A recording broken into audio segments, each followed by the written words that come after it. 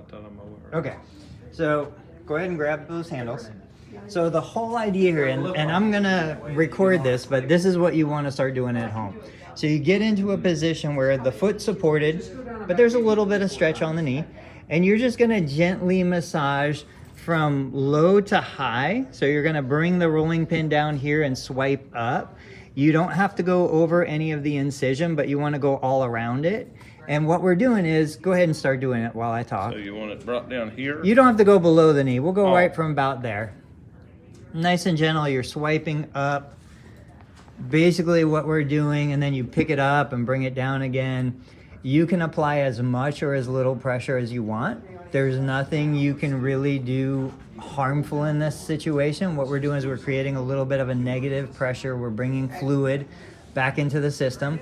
We're also kind of desensitizing the area because, you know, when you have your knee cut open like that, the bone sawed off, the implant hammered in, that's a lot of trauma to the tissue. Now, I don't know if he used a tourniquet or not in your case.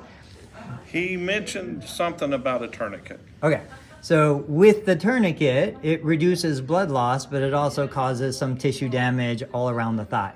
So a lot of patients will complain about thigh pain. This is gonna help with some of that. Now, as you go ahead and start to kind of move up into this area. There you go.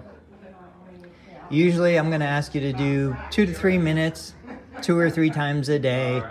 If you guys have a rolling pin at home, just get it out, have it handy, have it available. Do you still feel any stretch through the Not right incision? now. Okay, so take a break just a minute. I'm gonna support your foot. I'm gonna move this back.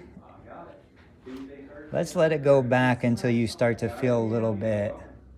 Anything there? Just barely. Okay, Down here. so let's stay in that position. Go ahead and keep rolling that. We'll get another minute, minute and a half. Oh, yeah, it is a little.